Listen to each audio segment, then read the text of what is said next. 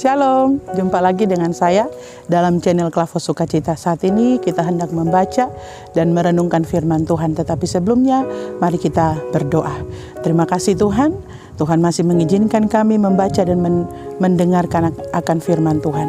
Bapa, berikanlah kepada kami hikmat agar kami mengerti dan tentu saja dapat kami kerjakan dan lakukan di dalam kehidupan kami. Berfirmanlah kepada kami Tuhan, di dalam nama Tuhan Yesus kami berdoa. Amin.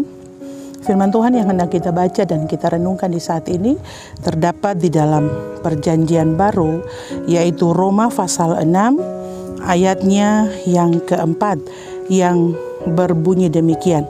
Dengan demikian kita telah dikuburkan bersama-sama dengan Dia oleh baptisan dalam kematian, supaya sama seperti Kristus telah dibangkitkan dari antara orang mati oleh kemuliaan Bapa, demikian juga kita akan hidup dalam hidup yang baru.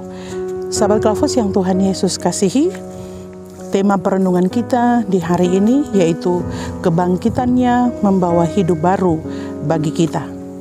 Sahabat Klavos yang Tuhan Yesus kasihi, dari kebangkitan Yesus Kristus, penginjilan itu terus berjalan sampai saat ini. Dan tentu saja dari kebangkitan Yesus membawa perubahan atau membawa kehidupan baru bagi setiap orang yang percaya kepadanya. Saya memberikan contoh misalnya saja murid-murid Yesus. Waktu mereka diperhadapkan dengan penderitaan Yesus sampai Yesus mati, mereka takut untuk menyatakan diri mereka bahwa mereka adalah murid-murid Yesus. Boleh dikatakan mereka ada dalam ketakutan yang cukup besar, dan sehingga mereka tidak mau dikenali sebagai murid-murid Yesus. Tetapi setelah Yesus bangkit, kehidupan para murid pun berubah.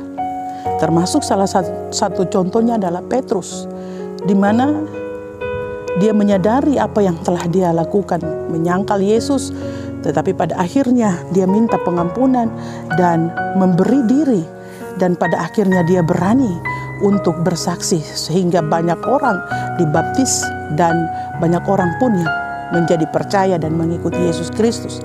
Sebelum dia mengubah orang banyak yang mengikutinya itu, dia tersendiri telah mengalami perubahan hidup.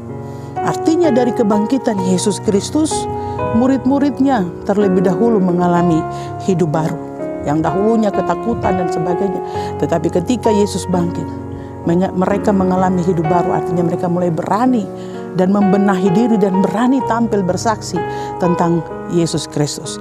Sahabat Klavos yang Tuhan Yesus Kristus kasihi, ini juga mengingatkan kepada saudara dan saya, kebangkitan Yesus membawa hidup baru bagi kita.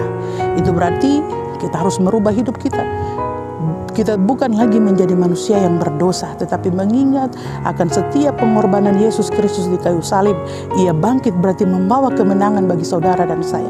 Itu berarti membawa pembaharuan hidup bagi saudara dan saya. Membawa hidup baru yang dulu hidup penuh dengan dosa, maka berusahalah untuk hidup berkenan kepada Tuhan.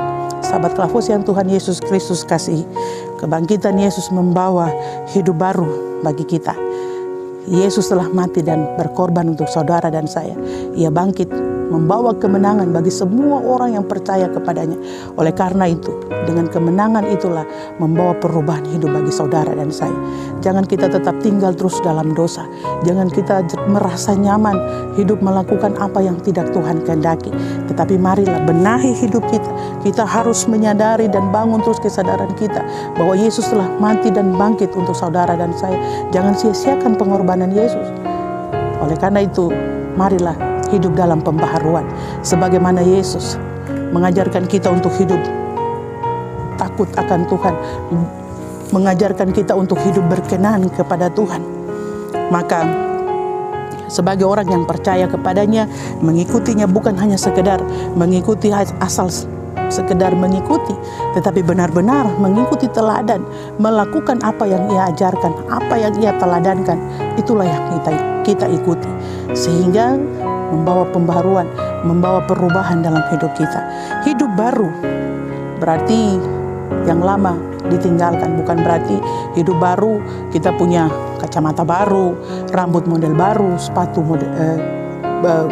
baru atau model baru, tetapi hidup kita yang bukan hanya sekedar hidup ikut-ikutan, hanya rajin beribadah saja, tetapi hidup tidak sesuai dengan apa yang Tuhan mau, tetapi benar-benar beribadah, rajin melayani Tuhan, tapi hidup sesuai dengan apa yang Tuhan Yesus ajarkan, apa yang Tuhan Yesus teladankan.